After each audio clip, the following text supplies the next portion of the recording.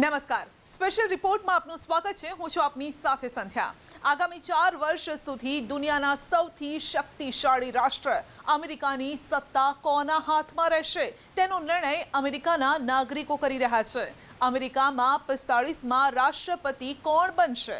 આ શક્તિશાળી પદ માટે ટક્કર છે વર્તમાન રાષ્ટ્રપતિ ડોનાલ્ડ ટ્રમ્પ અને ડેમોક્રેટિક પાર્ટીના ઉમેદવાર જો બિડેન વચ્ચે. ચૂંટણીમાં અમેરિકન ભારતીયોના મત નિર્ણાયક ભૂમિકામાં છે. ટ્રમ્પ આવે કે બિડેન, તેની ભારત અને અમેરિકાના સંબંધ પર શું અસર પડશે તેનું પણ કરીશું વિશ્લેષણ. ત્યારે આ જ મુદ્દે જોઈએ સ્પેશિયલ રિપોર્ટ. મહાસત્તાનો મહારથી કોણ?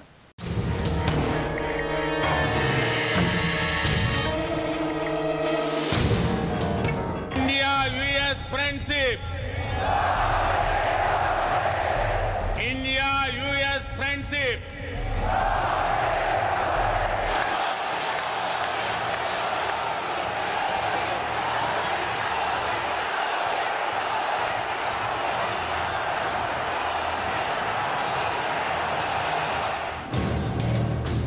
રિપબ્લિકન હોય કે ડેમોક્રેટ, ભારતનું મહત્વ અમેરિકાની ચૂંટણીમાં બધા માટે એક જ છે અને તેનું કારણ માત્ર અમેરિકામાં રહેતા 12 લાખ ભારતીય મૂળના મતદાર 12 લાખ ઇન્ડિયન અમેરિકન જ નથી. Abiki Bar, Trump, Sarkar.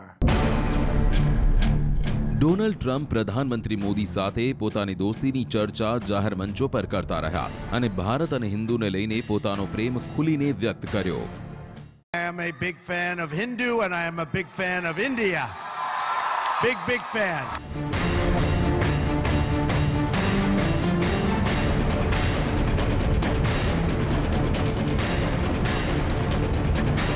તો ભારતની હવાને ગંદી કહેવા પર બિડેને ન માત્ર ટ્રમ્પને દોસ્તો સાથે વર્તણૂક કરવાની રીત શીખવાની સલાહ આપી, પણ ખુદના ભારત પ્રેમને વ્યક્ત કરવાની તક પણ ન છોડી. All Americans of Indian ancestry, all across the United States. Happy Indian Independence Day. અમેરિકામાં બે પક્ષના બે નેતા ભારત માટે એક જેવી ભાષામાં વાત કરી રહ્યા છે. ટ્રમ્પે ભારતીય મૂળના નિકી હેલીને ઉપરાષ્ટ્રપતિ પદ માટે આગળ કરી ભારતીયોને આકર્ષવાનો દાવ રમ્યો, જે ટ્રમ્પના કાર્યકાળમાં ભારત સાથે સંબંધો મજબૂત થયા તેનો પ્રચાર કરી રહ્યા છે. આવી જ રીતે બિડેને ભારતીય મૂળના કમલા હેરિસને ઉપરાષ્ટ્રપતિ પદના ઉમેદવાર બનાવી ભારત સાથે નિકટતા બતાવવાનો પ્રયાસ કર્યો, જેનો સંકેત સ્પષ્ટ હતો. અમેરિકામાં હવે સત્તા કોઈની પણ હોય, ભારત તેના સંરક્ષણ, વેપાર અને વિદેશ નીતિમાં દોસ્તની ભૂમિકામાં સામેલ થઈ ચૂક્યો છે.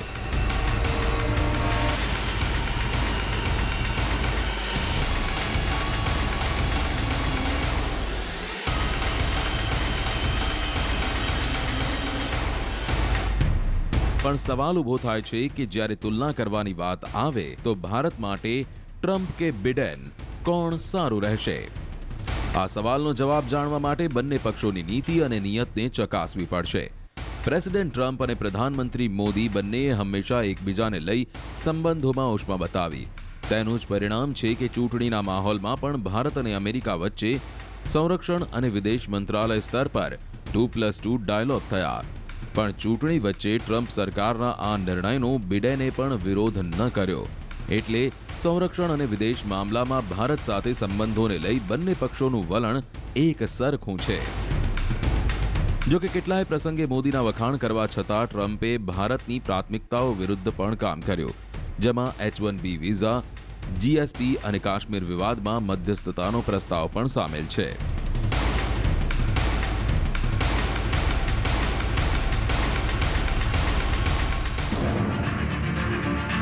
પોતાના કાર્યકાળમાં ટ્રમ્પે ભારતને ટેરિફ કિંગ કહ્યું અને વિકાસશીલ દેશોને વેપારમાં મદદ કરવાની વ્યવસ્થા એટલે GSP એટલે જનરલાઇઝ્ડ સિસ્ટમ ઓફ પ્રેફરન્સીસમાં સામેલ દેશોની યાદીમાંથી પણ હટાવી દીધું. અમેરિકાએ ભારતીય બજારમાં અમેરિકાના ઉત્પાદનો માટે વ્યાજબી વ્યવહારની માંગણી કરી. તેના જવાબમાં દિલ્હીએ પણ કેટલાક ટેક્સ વધારવા જેવા પગલાં ભર્યા, પણ તેમ છતાં બંને દેશો વચ્ચે તણાવ ન જોવા મળ્યો. દિલ્હી અને વોશિંગ્ટન વચ્ચે કેટલાય તબક્કાની વાતચીત થઈ, જો કે હજુ સુધી કોઈ ઉકેલ નથી મળ્યો. India is, I think, the highest, again, I said it before, but the highest tariff when you deal with India, Harley Davidson has to pay tremendous tariffs when they send motorcycles in here. When India sends motorcycles into the U.S., there's virtually no tariff. For the most part, there is absolutely no tariff. So I just said that's unfair, and we're working it out. We're working it out.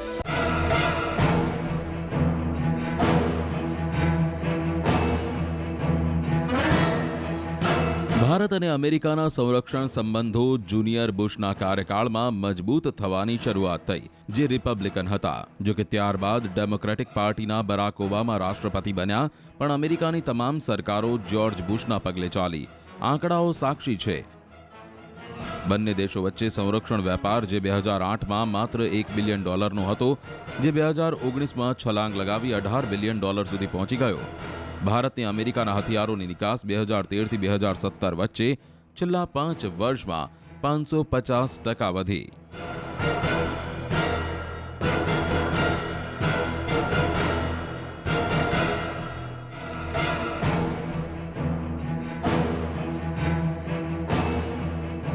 Trump આવ્યા તો ઓબામાએ unmanned સિસ્ટમને ભારતને આપવા પર લગાવેલો પ્રતિબંધ હટાવી દીધો અને ભારત અમેરિકાનું પહેલું સંધિ વગરનું ભાગીદાર બન્યું, જેને MTCR શ્રેણીની એક માનવરહિત હવાઈ પ્રણાલી આપવામાં આવી.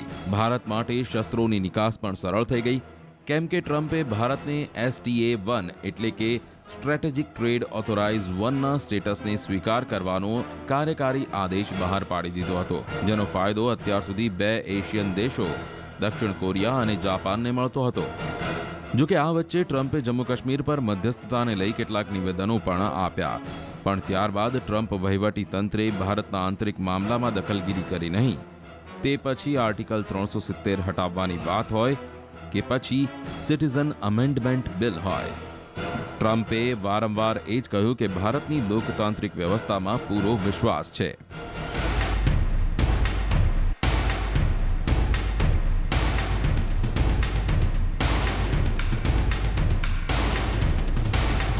ભારતના લોકો કોઈ પણ અમેરિકન સરકારને તેના ચીન અને પાકિસ્તાન સાથેના સંબંધોને લઈને તુલના કરે છે. ચીનને લઈ ટ્રમ્પનું વલણ તો જગજાહેર છે જ, જે ભારત માટે અનુકૂળ છે. ચીનને લઈ બિડેન પર નરમ વલણનો આરોપ લાગતો રહ્યો છે, જે તેમને ફગાવ્યો છે. ટ્રમ્પ કાર્યકાળમાં પાકિસ્તાનને અમેરિકાથી મળતી આર્થિક મદદમાં કાપ મૂકવામાં આવ્યો છે, તો બિડેનની પાર્ટીના બરાક ઓબામાના સમયમાં અમેરિકાએ પાકિસ્તાનમાં ઘૂસીને આતંકી ઓસામા બિન લાદેનને ઠાર કર્યો હતો.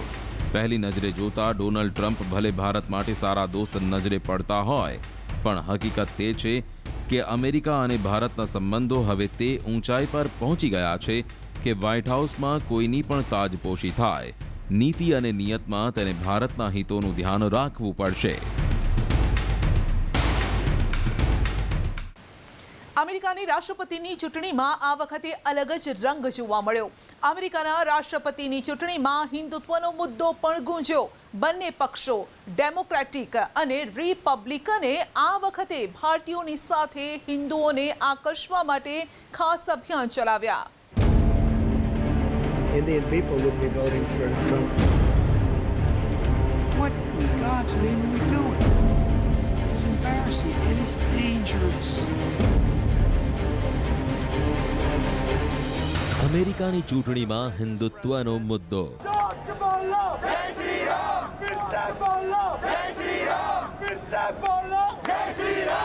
We have great support from India. Trump બિડેનનું હિન્દુઓને રીઝવવા અભિયાન.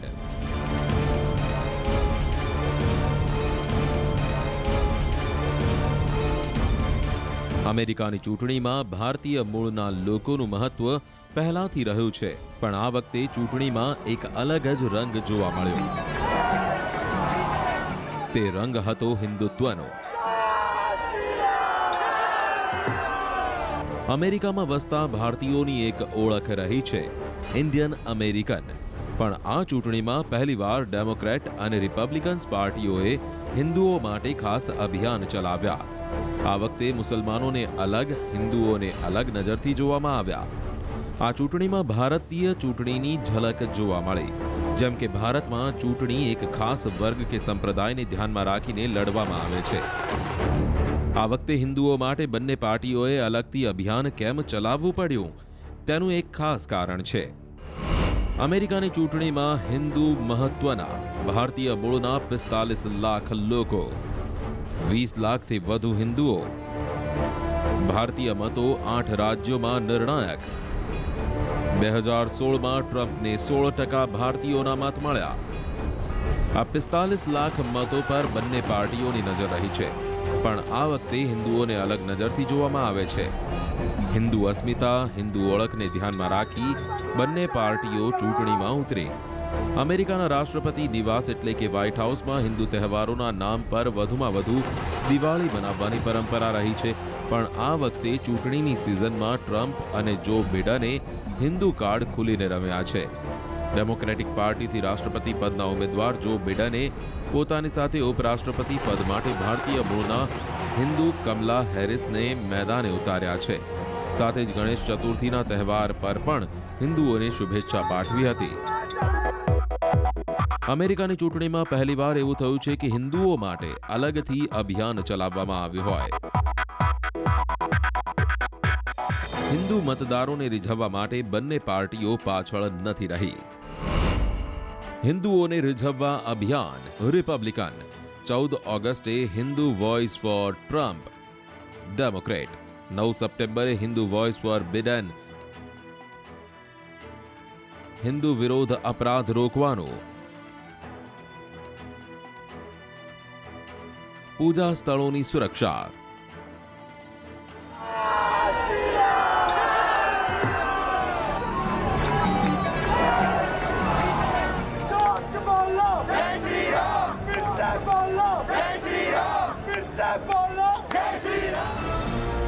બંને પાર્ટીઓના વચનો પાછળ હિન્દુઓ વિરુદ્ધ વધતા અપરાધ અને પૂજા સ્થળો પર થતા હુમલાઓ કારણ રહ્યા છે. પણ સવાલ તે છે કે આ વખતે અમેરિકાની ચૂંટણીમાં હિન્દુત્વનો મુદ્દો આવ્યો ક્યાંથી? United states of America mister Donald Trump. I have the honor to introduce you to my family. 23 August 2020ના રોજ ટ્રમ્પના રણનીતિક સલાહકાર કિમ્બરલે ગલ્ફોએલે ટ્વીટ કર્યું. તેમાં લખવામાં આવ્યું કે ભારતની સાથે અમેરિકાના ગાઢ સંબંધો છે અને અમારા અભિયાનને ભારતીય અમેરિકનોનું મોટું સમર્થન મળી રહ્યું છે. એક વિડીયો પણ બહાર પાડવામાં આવ્યો જેમાં પ્રધાનમંત્રી મોદીએ ટ્રમ્પનું મોટેરા સ્ટેડિયમમાં સ્વાગત કર્યું હતું. મોદી રાજનીતિના કેટલા મોટા રોક સ્ટાર છે તે વાત તે પોતાના દરેક અમેરિકન પ્રવાસમાં સાબિત કરી ચૂક્યા છે. ટ્રમ્પે મોદીની આ લોકપ્રિયતાનો ફાયદો ઉઠાવવાનો પ્રયાસ કર્યો.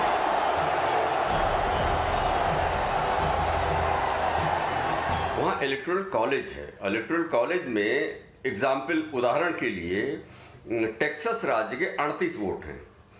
270 वोट जो पाएगा वो जीत जाएगा. तो 38 वोट एक ही राज्य से अगर आ रहे हैं तो इसलिए भारतीय आबादी वहाँ है और भारतीय आबादी आमतौर पे इनको वोट नहीं देती रही है. लेकिन इस बार नरेंद्र मोदी के मित्र के रूप में अपने को इन्होंने प्रस्तुत करके उसका फायदा लिया है और उसकी वजह से इनको फायदा हो रहा है.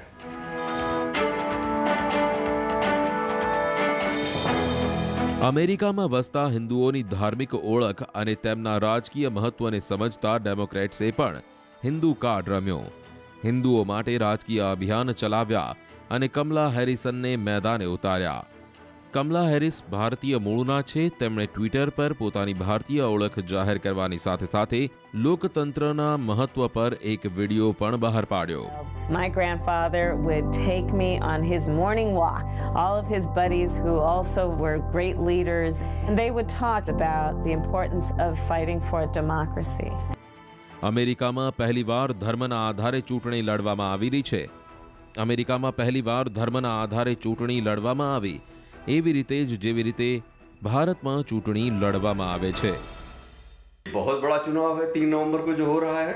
पूरी की पूरी हाउस ऑफ रिप्रेजेंटेटिव का इलेक्शन होना है. 2/3 सेनेट का चुनाव होना है. राष्ट्रपति का उपराष्ट्रपति का आप देख ही रहे होना है. और राज्यों के जो सदन है उनका भी चुनाव होना है. तो बड़ा चुनाव है और कैंपेन और सारी चीजें भारत की तरह ही होती हैं वहाँ.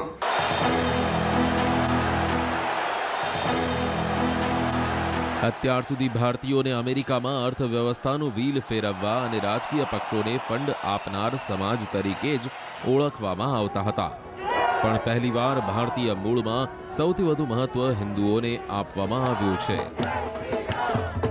અને તેમના માટે અલગથી અભિયાન ચલાવવામાં આવ્યું.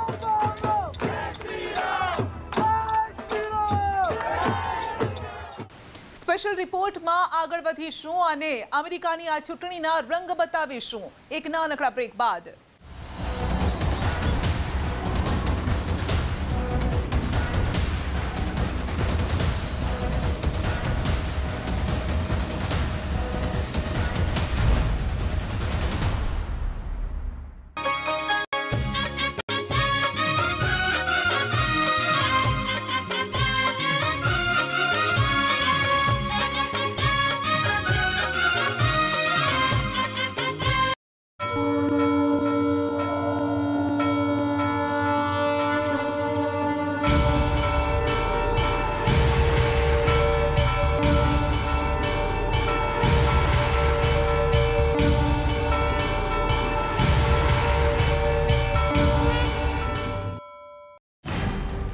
અપેક્ષાઓ પર ખરા ના ઉતરો તો વિકલ્પ નજર આવે.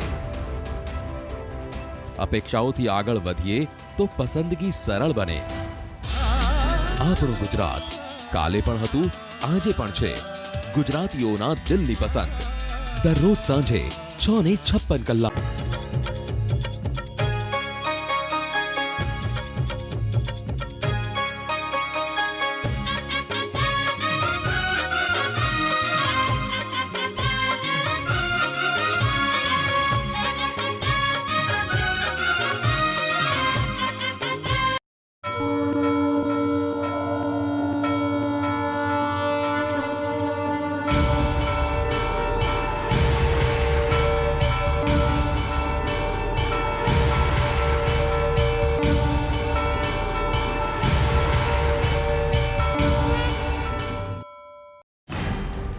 અપેક્ષાઓ પર ખરા ના ઉતરો તો વિકલ્પ નજર આવે.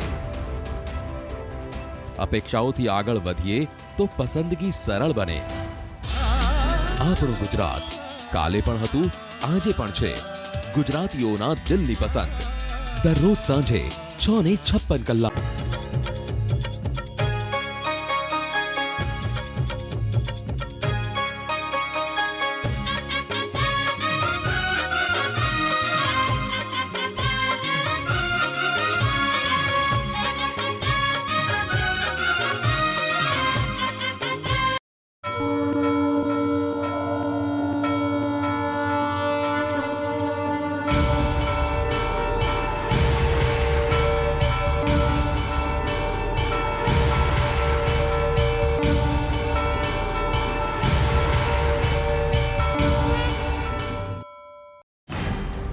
અપેક્ષાઓ પર ખરા ના ઉતરો તો વિકલ્પ નજર આવે.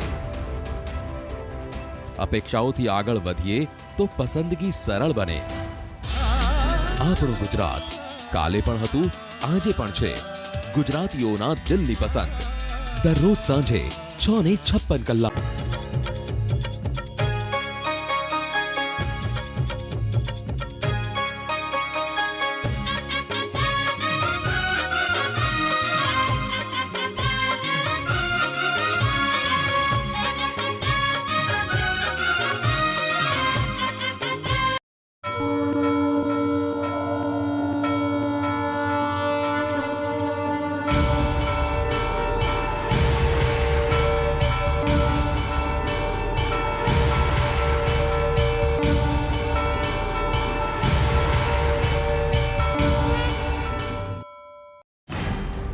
અપેક્ષાઓ પર ખરા ના ઉતરો તો વિકલ્પ નજર આવે. અપેક્ષાઓથી આગળ વધીએ તો પસંદગી સરળ બને. આપણું ગુજરાત કાલે પણ હતું, આજે પણ છે. ગુજરાતીઓના દિલની પસંદ. દરરોજ સાંજે 6:56 કલાક.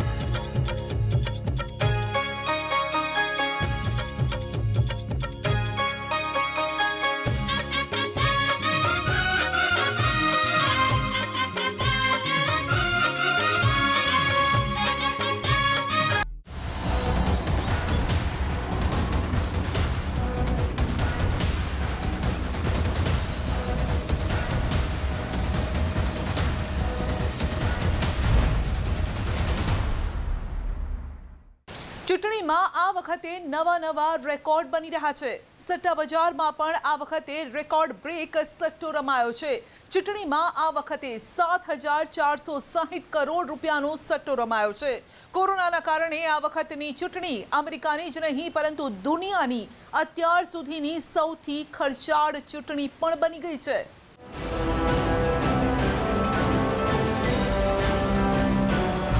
ડોનાલ્ડ ટ્રમ્પ કે જો બિડેન, સટ્ટા બજારમાં કોણ ફેવરેટ? અમેરિકાની ચૂંટણીને લઈ દુનિયાભરમાં સટ્ટેબાજી કરતા લોકોમાં પણ જબરદસ્ત ઉત્સાહ છે.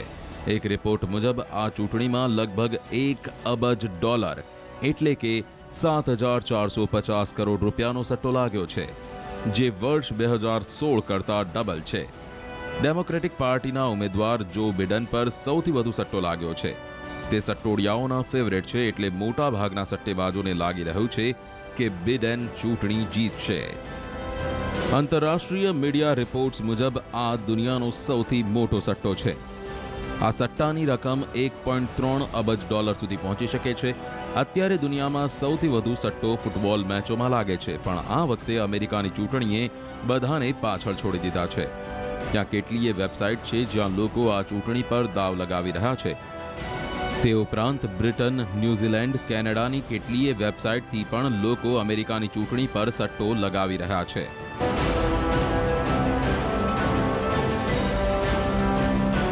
કોની જીત પર વધારે દાવ? ન્યૂઝીલેન્ડની વેબસાઇટ પ્રેડિક્ટ ઇટ પર બિડેનનો ભાવ 68 સેન્ટ, જ્યારે ટ્રમ્પ પર 39 સેન્ટનો દાવ લાગ્યો છે. બ્રિટનની કંપની બેટફેર એક્સચેન્જ મુજબ બિડનની જીતની ટકાવારી 65%, જ્યારે ટ્રમ્પની જીતની ટકાવારી 35% લાગે છે. 14 સ્વિંગવાળા રાજ્યોમાં 10માં બિડનના પક્ષમાં વધારે લોકો દાવ લગાવી રહ્યા છે. કેટલાય ઓપિનિયન પોલમાં પણ બિડનને વધુ લોકો પસંદ કરતા જોવા મળ્યા છે. અમેરિકામાં આ સટ્ટોડિયાઓના દાવને ખૂબ મજબૂત સંકેત માનવામાં આવે છે, કેમ કે છેલ્લા 50 વર્ષના સટ્ટેબાજીના ઇતિહાસમાં જે ઉમેદવારને જીતાડ્યા છે તેમાંથી દર 4માંથી 3ને વાસ્તવમાં જીત મળી છે. એટલે સટ્ટા બજાર 75% કેસમાં સાચું ઠર્યું છે.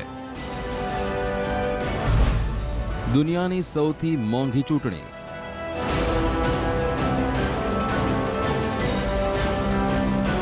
કોરોના વાયરસના ખતરાએ આ વખતે ભલે અમેરિકાની ચૂંટણીમાં પ્રચારની રીત બદલી હોય, પણ તેનાથી ચૂંટણી ખર્ચ ઘટવાની જગ્યાએ વધી ગયો છે. જનસભાઓની સંખ્યા ઘટી હતી અને ઇવેન્ટ્સ પર ઓછા પૈસા ખર્ચ થયા અને ચૂંટણી યાત્રાઓ ઓછી થઈ ગઈ. પણ પ્રચાર પર ખર્ચામાં એવો ઉછાળો આવ્યો કે આ ચૂંટણી દુનિયાની સૌથી મોંઘી ચૂંટણી બની ગઈ. અમેરિકાની ચૂંટણીમાં 79,000 કરોડ રૂપિયા ખર્ચનું અનુમાન. આ ખર્ચ ભારતની 2019ની લોકસભાની ચૂંટણી કરતા 50% વધુ.